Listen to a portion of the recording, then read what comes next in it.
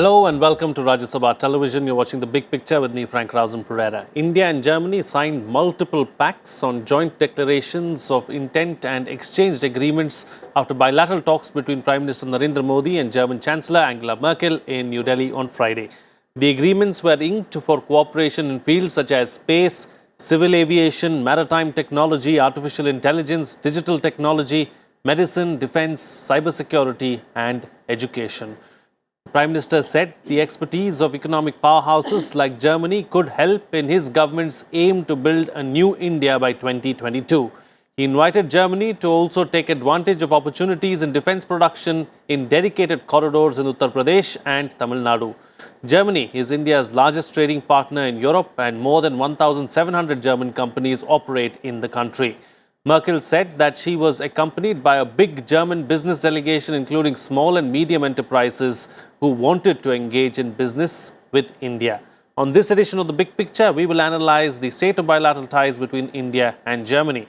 Joining me on the program today are Professor Gulshan Sachdeva, Center for European Studies, JNU, Pramit Pal Chowdhury, Foreign Affairs Editor of the Hindustan Times, and Meera Shankar, former ambassador. Thank you to all my guests for joining me on this edition of The Big Picture. Ambassador, I'd like to begin the program with you. What were the key highlights and the takeaways of the ongoing visit of the German Chancellor to India? Well, firstly, I think within Germany, there's a conscious desire to expand their options in Asia and not to focus so exclusively on China. There's a discussion in the German parliament before this where they all resolved that they needed to pay more attention to developing their ties with India. So that is one thing. We have an Indo-German strategic partnership, an India-EU strategic partnership as well, which has been, where there are discussions on a very wide range of issues. And Germany is the largest trading partner in Europe for India, and the second largest research partner worldwide for India after the US. So today what we are seeing is a conscious desire to look at matching, high technology areas between the two countries. And in many areas of policy, such as cyber security, data protection, data localization, if you will, there are many similarities of approach in our policy. So as these issues become increasingly more important throughout the world, I think India and Germany can fruitfully collaborate, not just on the technical aspects, but also on policy aspects, because we also can learn from some of the European example in these areas. Clearly, in areas such as e-mobility, fuel cell technology, and so on, medicines, biochemicals, there are many areas where Germany has really been at the forefront. Where they haven't been so much at the forefront is in the area of information technology, and this is an area where partnership with India, and you see SAP, which is their largest IT company, has offices in India, in Chennai, for quite some time, and it's been a fruitful collaboration. So in many of these areas, I think India and Germany could benefit mutually from cooperating. Okay, all right. So, Pramit, since we're here, are there any specific areas that Germany would like to concentrate on when they look at India?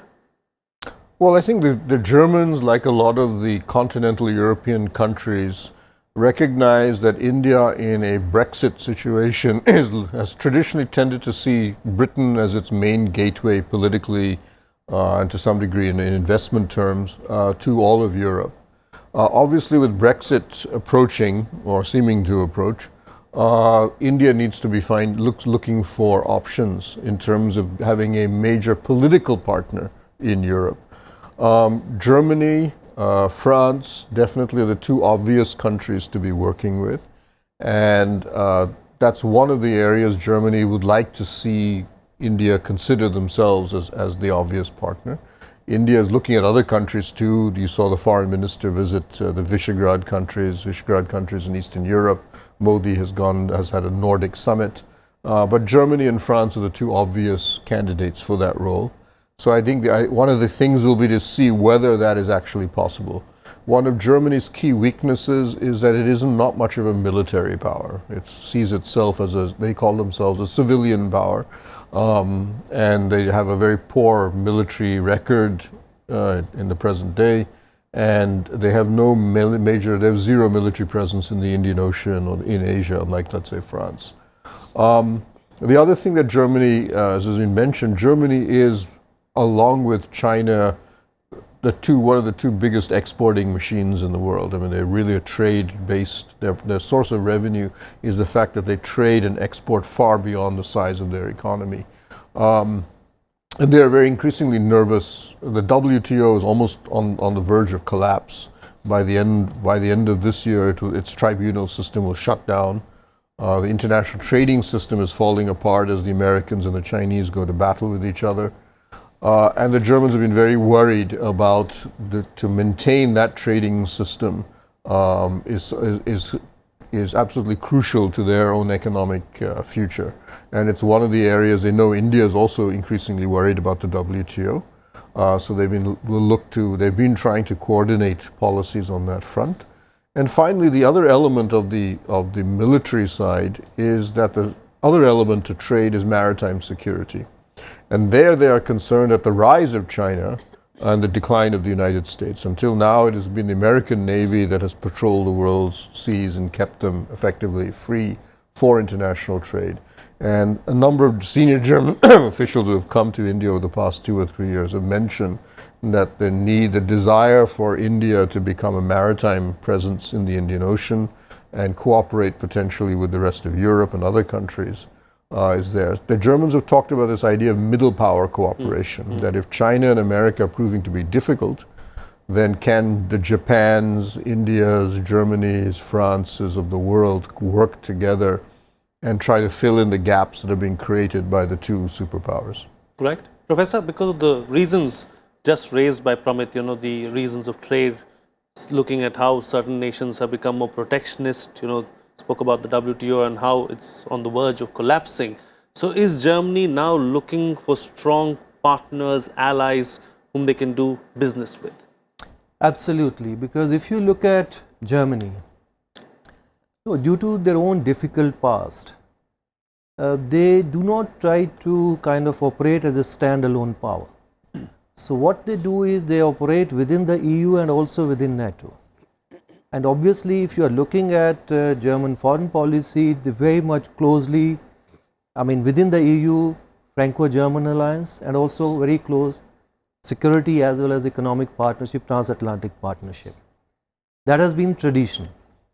But now, particularly the way uncertainty at the WTO, world trade, and also with the Trump policies, and even in the last 10 years or so, I think Germans have been very seriously looking at BRICS countries, much more than actually we consider BRICS as a serious bloc.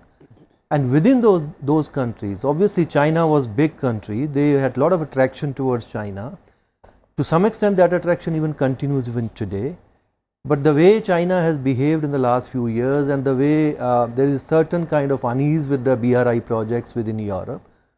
So there is a bit of disappointment, I would say, with China, or less attraction now towards China. With Russia, because of after Ukrainian crisis, now many of the linkages or many of the institutional linkages with EU has kind of more or less frozen. They are still trying, Germany trying kind of selective engagements with Russia. So that's again a bit of a problematic now. So they have also, they are very seriously looking towards India for major engagements. Now, the problem with this engagement has been, if I look at today, one is that today when she is traveling to India, both Indian and German economies are slowing down. Look at different industries. Car industry is in trouble both in Germany and also in India. And the major, thing which they were expecting from India, it was that, in the last 5 years, they were hoping that India would be able to deliver FTA with the EU. Now that hasn't happened. Now with these kind of difficult conditions, I mean, they have all, still the attraction is there of India because, you know, important partner, a lot of technology, a lot of areas where there is a convergence, things are happening. So they have very, I would say in a very subtle way, now they are not talking too much about FTA because they know that it's not going to happen in a hurry. So they are start focusing more on, you can say, sustainable development, renewable energies, you know, mobilities, and those are the kind of issues, and you know, many other all 16, 17, 18 what the agreement which have been signed. So there are all areas which we can work together with them, but there is much more potential which could have been tapped actually with Germany, which we have not been able to do it because in the last 5 years we haven't signed any major FTA with any country. This was major actually, I would say, complaint from German side in the last 2-3 years that they were really hoping that this is going to happen. Right. But still, in fact, they are major important trading partner, investment partners. So in many areas they are working with us, and you know, those areas will continue. But I think one more area which perhaps I think we need to focus more. There is some kind of MOU which we have signed now with Germany, but still it's not an agreement. This is on the mobility agreement. Now, you know, we haven't really looked very carefully. You know, still, even if there is a bit of a slowdown in Germany, the unemployment rate is one of the lowest in Europe, you know, close to 3% in Germany. And in the next 10 to 15 years, they will be looking about 80 to 90% jobs which are going to be created in Germany will be in the medium to high kind of skilled sector. Right. And they are looking for a lot of, you know, skilled manpower from outside, and India can definitely fill this gap. Sure. And even if you look at you know, this blue card scheme which EU started, you know, a couple of years back, Germany is the only country which they have actually implemented seriously. In fact, 85% of all the blue cards which have been issued, they have been issued by Germany. And out of all those 85%, you know, cards which have been issued, you know, more than 20, I think 20 to 25% cards have been issued to just only Indian and mainly in the IT industry. Right. So there are many areas where these kind of things can be facilitated with these, you know, linkages. But of course, they would also be looking for much more mobility and those kind of agreements in which they would like to discourage the kind of politics what we have in Europe, irregular migration to Europe, but at the same time they would like to attract more and more legal ways of you know, migrating to, I mean, attracting migration, particularly in the skill areas. Okay, all right. This issue of FTA with the EU, I'll come back to you, Pramit, on that in just a bit. But before that, Ambassador, so are there any, you know, areas that need special attention as far as the bilateral relationship is concerned, maybe a little bit of ironing out? I don't think there were any major issues between India and Germany. I think the real question was, you know, how much substance both sides could impart to the relationship, because without substance, then, you know, attention tends to flag.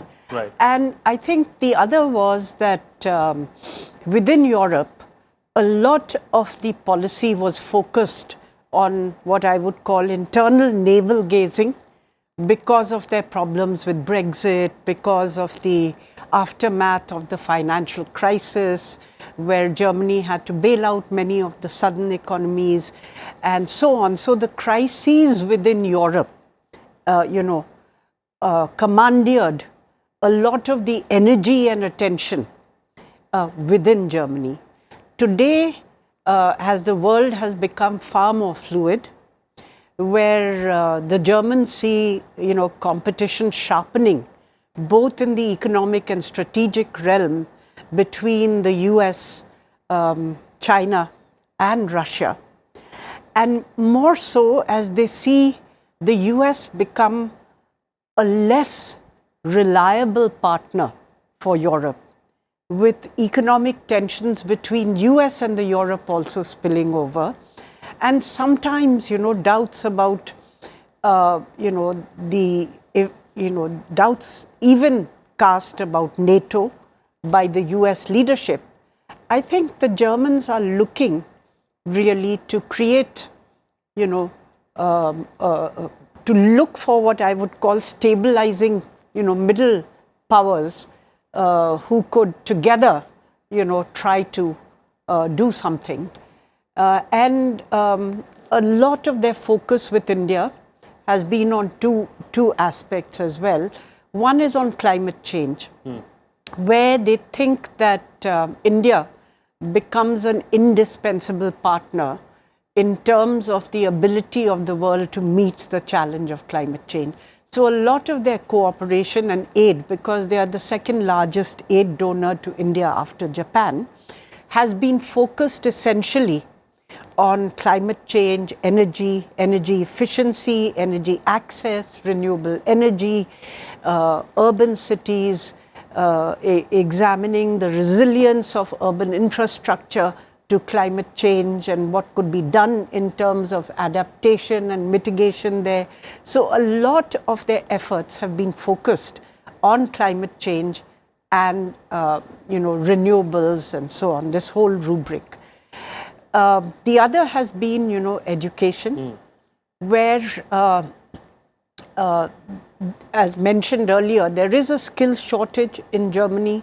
For every, engineer that retires, I think they are not able to get another engineer to fill the place. In fact, at one stage, if I recall, it was for every 11 engineers who retired, they were able to get one as a substitute. So clearly, in this sector, they are looking for skilled people, and at the same time, they would like to do this in a manner where it doesn't become a political hot potato within the German polity, as happened with the Syrian refugees.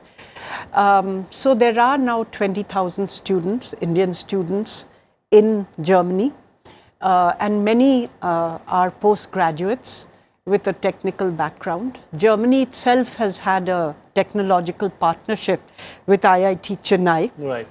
And they have been looking to expand this. For instance, when I was there, I think the vice president of research for one of their major car companies was an Indian from IIT Chennai.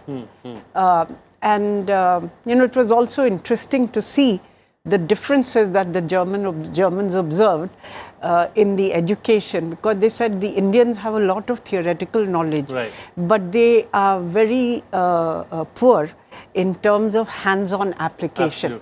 Absolutely. So I think they really do look to India for partnerships in education and in these areas of digitization, cybersecurity, aerospace, e-mobility, I think maritime technology, space technology. There are areas where we can work together. Right, sure. All right. So, Pramit, coming back to this issue of the FTA with EU, what's the status currently? Because, of course, there is the whole French wine issue, there's a German car issue, and we want goods and services both to be included. So, where does it stand right now? I would say it stands in a very deep and cold storage area. And I don't see it likely to be revived in any near time. As has been mentioned in the past 5 years, one element of the Modi government's policies has been not to do any FTAs at all. There was a view, correctly or rightly or wrongly, that FTAs are fundamentally bad for the Indian economy, and definitely did not go in line with the right-wing economic nationalism of organizations like the RSS. Now, in Modi in his second term, has begun to relook at the trade policy overall. Looks like we may be signing RCEP, for example, with Southeast Asia, and there's talk of reviving our FTA talks with Australia and some other countries. And I think the assumption is, the conclusion is that we've actually lost a bit of economic growth because of the fact that we've lost a lot of our export markets to Bangladesh and so on. But the EU, which is our biggest trading partner, should logically be one of the first places we do an FTA. But as you've mentioned, the number of the demands made by the Europeans, for example, at a time when we're trying to move, everywhere is trying to move to electrical vehicles, does it make sense to allow big German gas guzzlers to be allowed into the country, is questionable. And as you've mentioned, on the other hand, anti-immigrant sentiment in Europe has become so strong, they don't feel they can concede Mode 4 services to India. So there's a sort of jam there, and on top of that, I think India has been slowly allowing the bilateral investment treaties with the European countries to slowly lapse one by one. So therefore, if you go back to the FTA, and I don't think either side expects us to be looking at that closely for a while, it would come out to be a much smaller package agreement and potentially where investment policies are at the heart of it rather than almost anything else. But in the meantime, as has been mentioned, the Germans in particular have said that, okay, look, we need help on that. The Americans have pulled out of the Paris climate change agreement. We need help on holding up a lot of other elements of that contribute to our economy, such as the WTO. So therefore, let's focus on those areas. And I think this is also reflected in the recent EU strategy paper on India, where they downplayed or downgraded the importance of the FTA, which had otherwise been the dominant focus of the European Union's policy. So along that, the Germans and the French and everybody had said, okay, let's put aside the trade for the time being and let's focus on other areas which are being created by the problems we face now with the United States and China. All right. And, Professor, taking the discussion forward, this in all likelihood is going to be the last term of Chancellor Angela Merkel. Is that in any way playing on the minds of both the leaders, and is that in any way going to, have an impact or any implications on the ties between the two countries? Well, I mean, countries' ties do not really totally determined by individuals, but yes, definitely the position in which Chancellor Merkel is today, it's much weaker than what it was 2 years ago.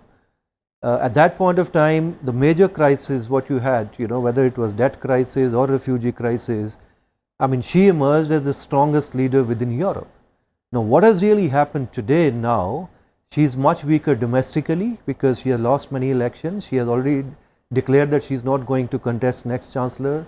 So already leadership has been passed on to another person.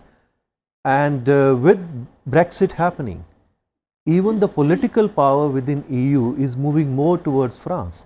And President Macron has already laid out a very ambitious plan of all the reforms agenda within the European Union. So yes, I mean, and German economy is slowing down, because even when the crisis was there within Europe or Eurozone broadly, German economy was doing very well. So by all means, in that sense, Germany economically as well as also politically is not in a position what it was say 2-3 years ago.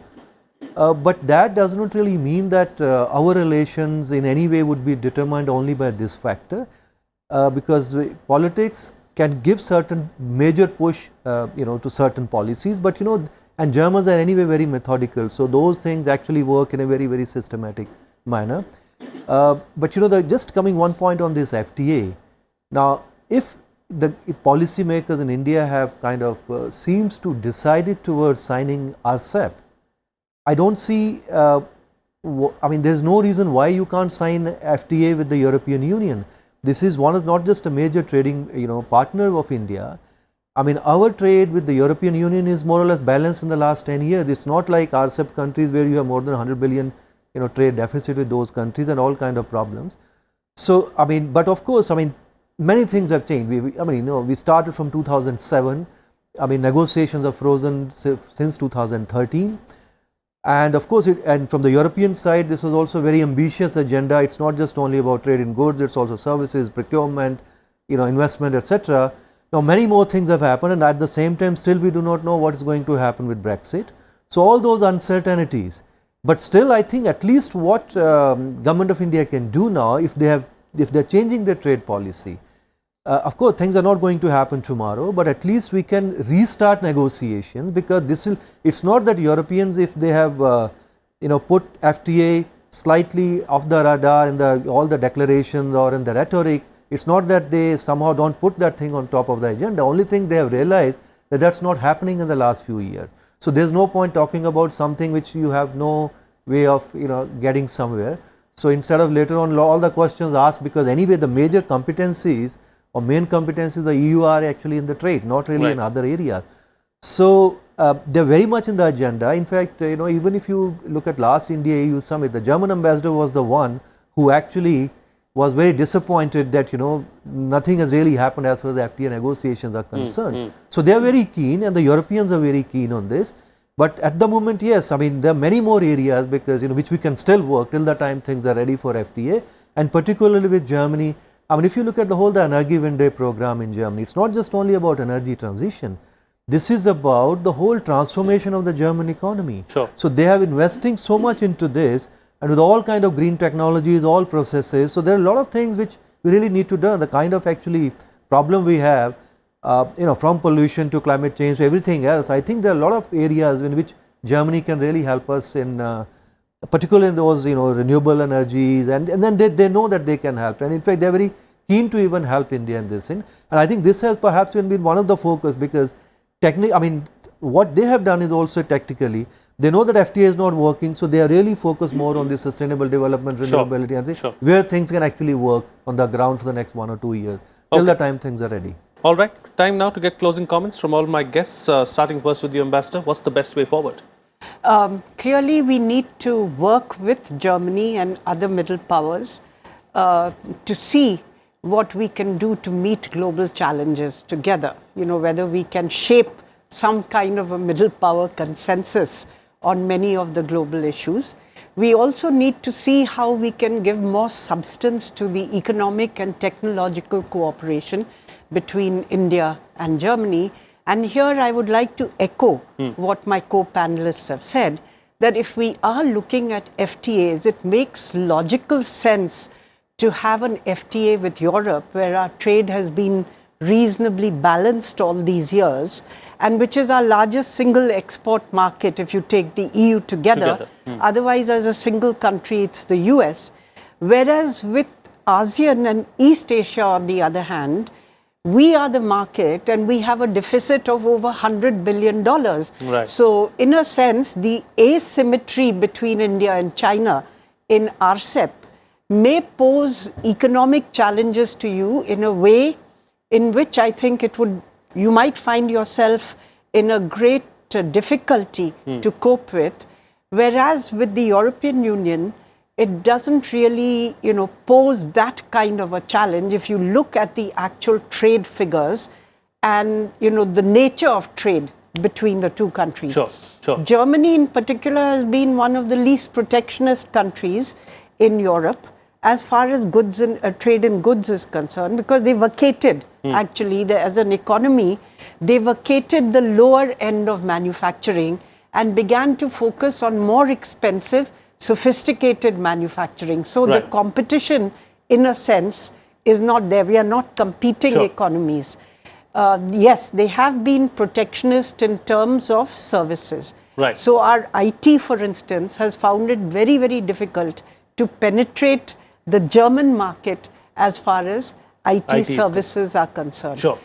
Right. But clearly, I would echo what they are saying. Right, Ramit?